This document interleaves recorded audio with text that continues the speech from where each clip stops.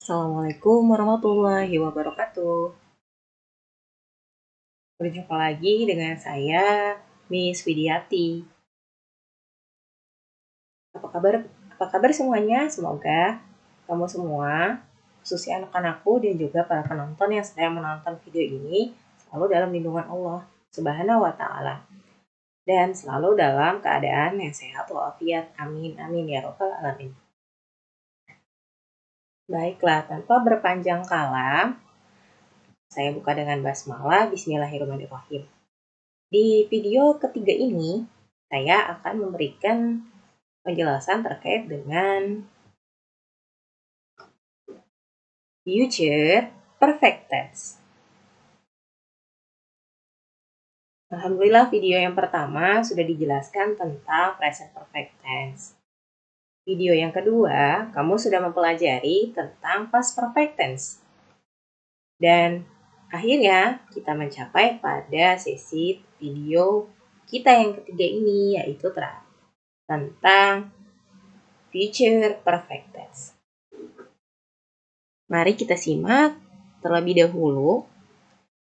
Seperti biasa, yang pertama yang akan kita kaji atau akan kita utak-utik sedikit adalah tentang future perfect tense dalam pola positif. Kemudian untuk pola negatif dan interrogatifnya, sama seperti beberapa video sebelumnya. Saya akan memberikan contoh kalimat, kemudian kita akan klasifikasikan mana yang termasuk subjeknya, verb atau predikatnya, dan hal-hal lainnya dalam pola negatif dan juga interrogatif. Untuk rumus dari negatif dan juga interrogatif, kita akan bertemu pada pertemuan berikutnya secara virtual tentunya, insya Allah.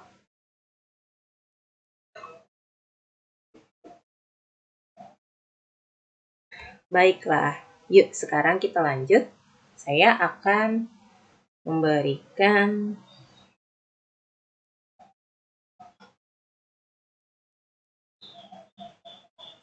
terkait dengan pola atau rumus positif dari future perfect tense terlebih dahulu ya.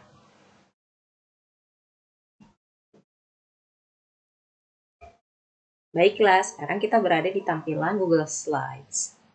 Future perfect tense. Dilihat dari pola positifnya adalah subject plus will atau shall plus have plus verb 3 plus object. Will untuk seluruh subjek. Kemudian shall bisa digunakan untuk I dan we. Nah, sampai sini mari kita lanjut ke pembahasan rumusnya. Oke, untuk pola positifnya saya akan mengambil dari contoh ini ya. By the end of this month, I will have been back from Australia.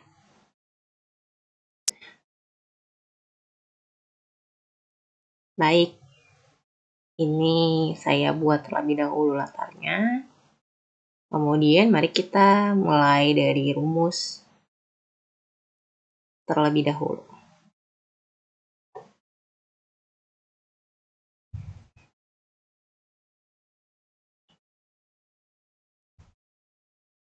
Ini adalah pola positif. Kita mulai dari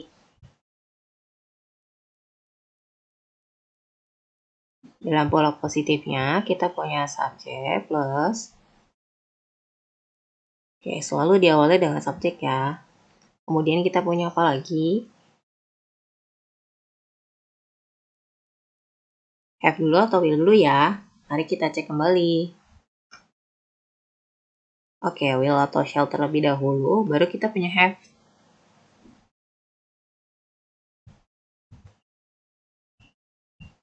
Kita punya will atau shall.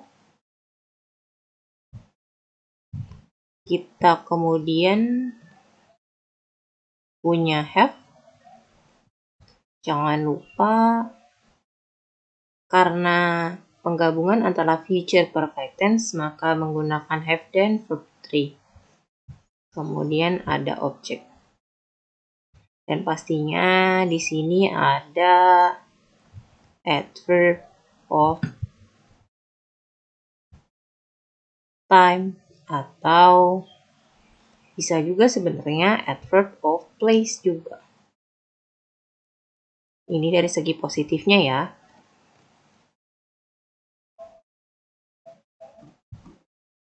Positif pattern. Baiklah. Kemudian saya akan nambahkan satu board lagi untuk menjelaskan terkait dengan will dan shall ini.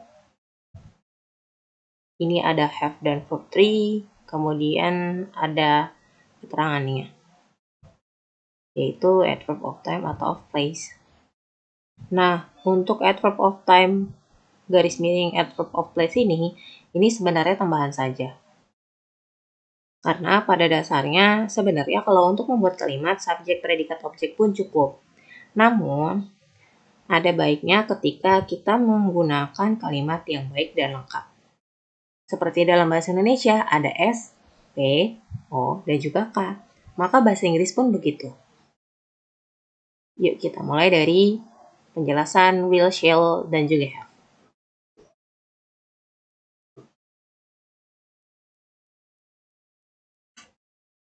Oke, yang pertama kita punya will dulu ya.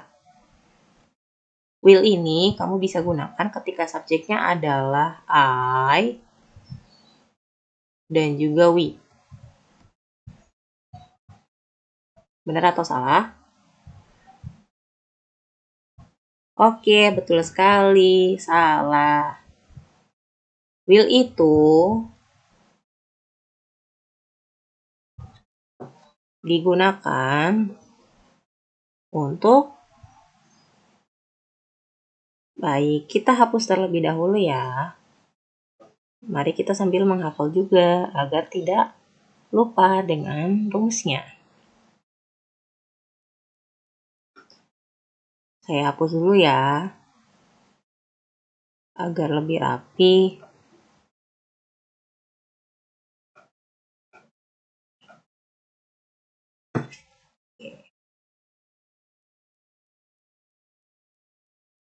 Will itu digunakan untuk all subjects. Kemudian shall digunakan untuk subjek I dan juga we. Nah, terkait dengan penjelasan shall ini, shall memang sudah dikhususkan untuk I dan we saja. Akan tetapi, ketika I dan we ini, kamu memerlukan subjek I dan we untuk membentuk satu kalimat, sebenarnya kamu bisa pakai shall dan juga pakai will loh.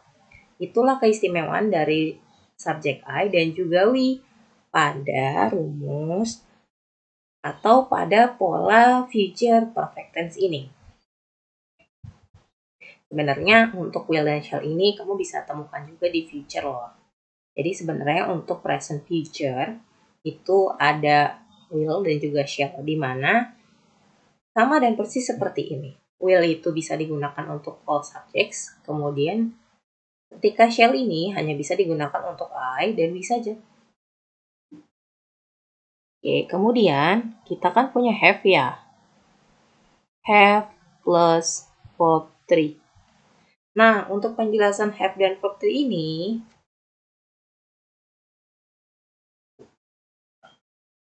ya, kalau bahasa anak-anaknya adalah, ya memang dari sananya sudah seperti ini. Jadi, untuk rumus have dan have plus verb 3 ini, kalian tidak bisa merubahnya. Kalau subjeknya I, kamu bisa menggunakan will atau shall. Itu bisa saja menjadi pilihan. Ketika kamu menggunakan subjek we, kamu bisa menggunakan will atau shall. Tapi kalau subjek yang kamu gunakan adalah my mother and my father, berarti mereka itu kan masuknya they. They itu kira-kira masuknya di shall atau will ya? Ayo, di mana kira-kira they? Iya, betul sekali. Kalau D itu masuknya ada di will. Ketika kamu membuat suatu kalimat my father and my mother, berarti menggunakan will. Nah, untuk have plus verb 3 ini, polanya sudah seperti ini. Jadi kamu harus memasukkan kata have di sana tanpa menggantinya dengan kata yang lain. Jadi bahasanya tinggal turun rumus aja kalau have ini. Gitu. Kemudian untuk verb 3 kita sudah jelaskan di video pertama ya. Jadi Miss tidak akan menjelaskan lagi terkait dengan verb 3 ini. Baik, sampai sini kita akan lanjut ke contoh kalimat positifnya. Yuk lebih bersemangat lagi. Bismillah. Oke. Contohnya kita ambil dari Google Slides atau PPT waktu itu ya. By the end of the time, by the end of, kita pakai by the end of this month.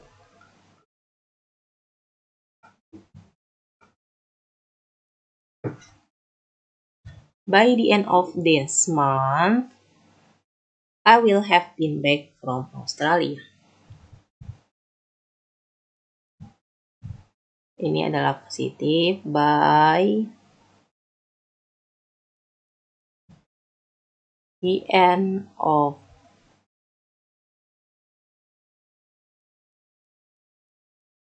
this month. Hai.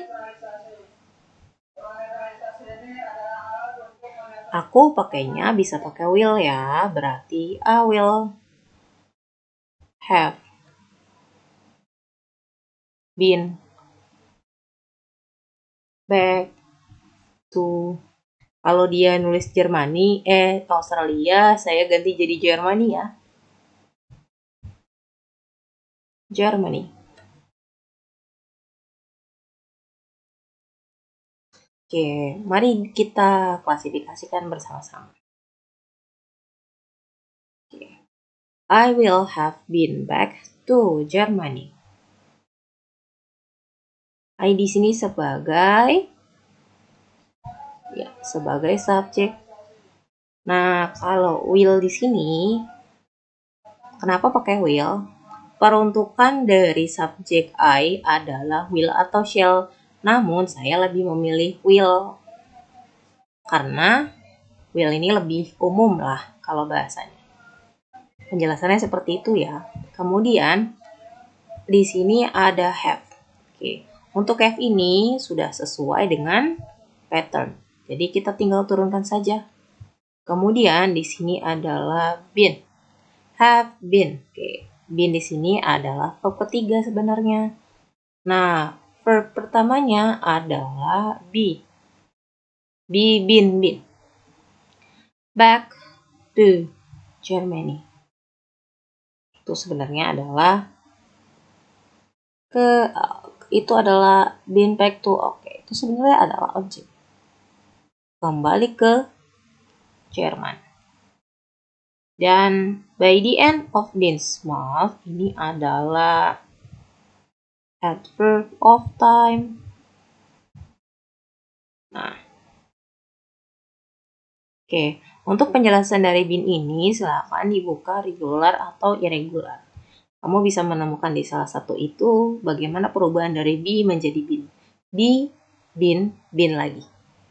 Back to German. Oke. Penjelasan dari saya adalah terkait dengan adverb of time ini. Nah, untuk adverb of time atau satunya lagi temannya adalah adverb of place. Kamu bisa membuatnya seperti ini, di mana adverb of time atau adverb of place kamu tuangkan atau tuliskan di bagian awal kalimat. Tapi jangan lupa di sini harus ada koma. Nah, setelah koma, baru kamu mulai dengan subjek di sini. Akan tetapi, ketika kamu sudah menaruh adverb of time atau adverb of place di awal kalimat, maka di akhir kamu langsung titik. Jadi kamu tidak usah menambahkan 2 hal lagi dalam satu kalimat yang sama. Got the point ya? Insya Allah. Baik, kita akan ke kalimat negatifnya.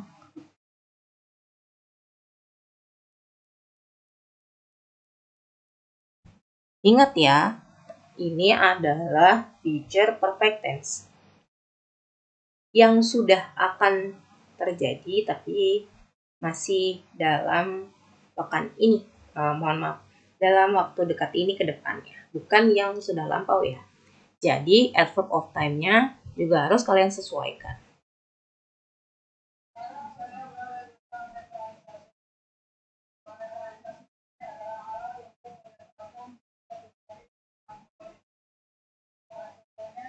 My mother and my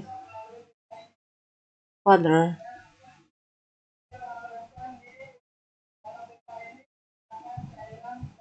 will have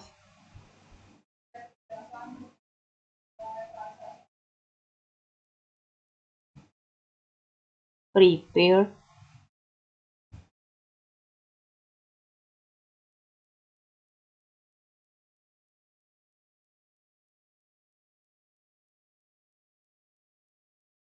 our dinner. Sorry, ini terlihat seperti M, saya hapus terlebih dahulu.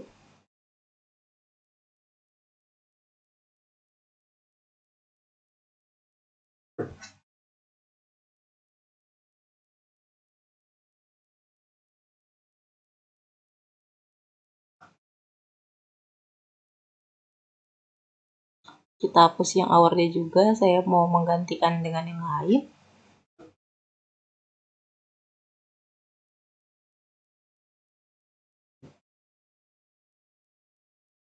My mother and my father will have prepared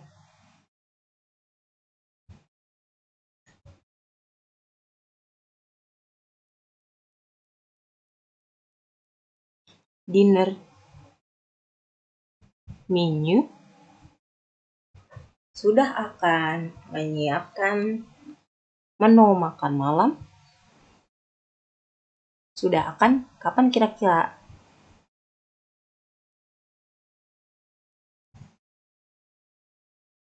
This afternoon.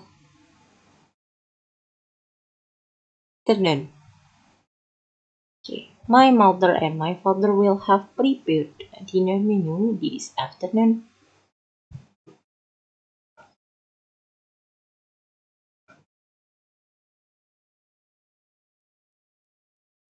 Yuk kita klasifikasikan bersama-sama. Ini adalah negatif ya. Oh iya, ada satu lagi yang ketinggalan. Karena ini negatif, berarti di sini kamu harus menambahkan kata not. Iya, will have not. Jadi diselipkan di samping kata have, baru ada not untuk menyatakan bahwa ini adalah kalimat negatif. Sekarang baru kita klasifikasikan ya. My mother and my father adalah subjek. Oh, mohon maaf, S-nya kurang bagus. Will memang peruntukannya ya, seperti itu. Have not, sama ini sesuai dengan rumusnya prepare. Ini adalah verb ketiga. Verb pertamanya adalah prepare. Dia tidak menggunakan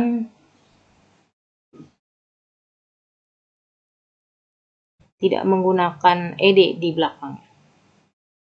Dinner menu ini adalah objeknya.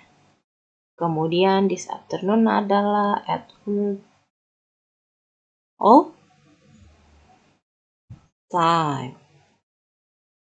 Ya.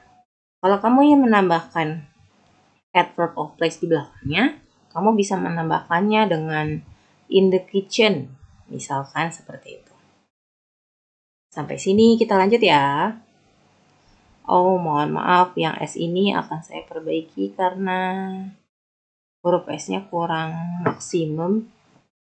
tampilannya. Oke, ini adalah subjek. Oke, ini adalah negatif.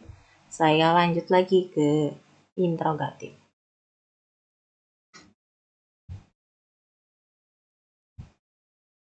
Oke, interrogatif ya. Karena dimulai dari interrogatif, maka saya harus memilih dulu. Menggunakan will atau shall dulu kah? Baru ke subjek. Nah, saya harus memutuskan nih kalimat untuk interrogatif ini mau menggunakan apa. Saya ingin menggunakan shall. Kenapa saya ingin menggunakan shall? Kita lihat subjek selanjutnya.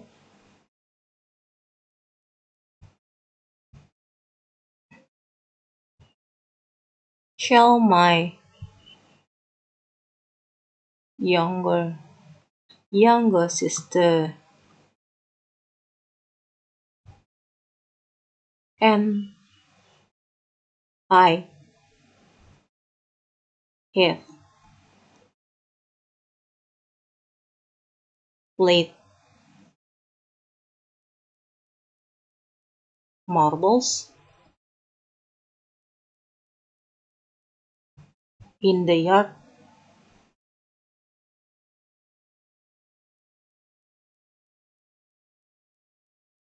since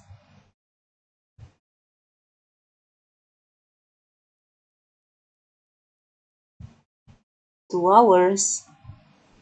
Nah, Miss sengaja bikin agak unik kan nih. Ada adverb of place dan juga ada adverb of time-nya. Mari sekarang kita coba untuk klasifikasikan bersama-sama ya. Oke.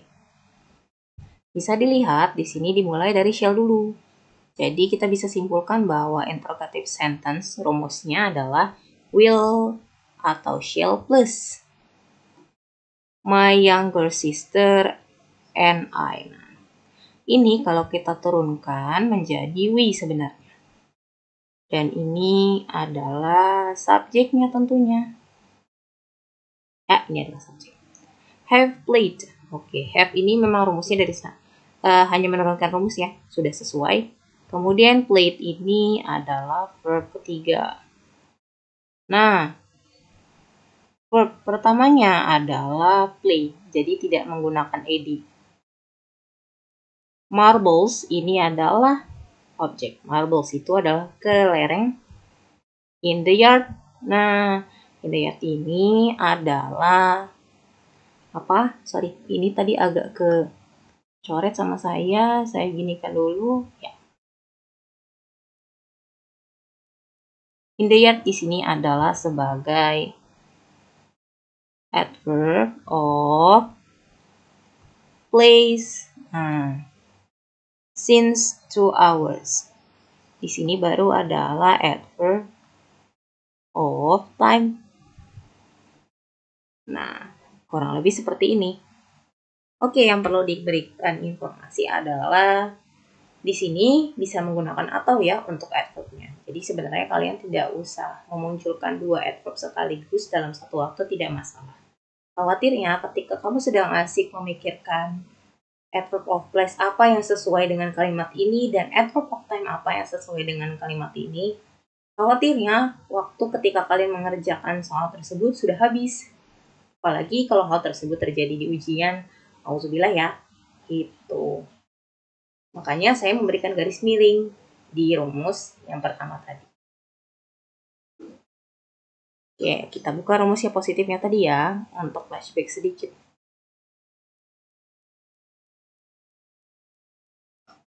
Nah, di sini ya. Di sini ada adverb of time.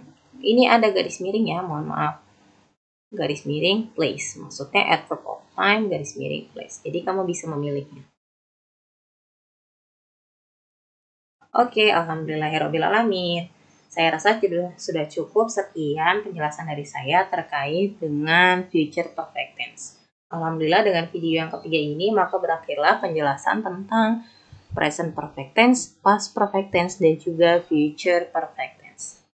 Baiklah, next time kita akan bertemu di ruang virtual atau di kelas online kita, di mana kalian sebenarnya akan mempelajari bagaimana, bagaimana suatu kalimat akhirnya diturunkan menjadi suatu rumus. Nah, rumus ini berkaitan dengan rumus negatif dan juga interogatifnya ya. Maka jangan lupa pelajari kembali rumus positifnya, negatif, dan interogatif dari 3 video yang sudah saya siapkan untuk kalian semua. Terima kasih. Wabillahi taufiq wal hidayah. Wassalamualaikum warahmatullahi wabarakatuh. Stay safe and healthy, girls and boys. Assalamualaikum warahmatullahi wabarakatuh. See you again.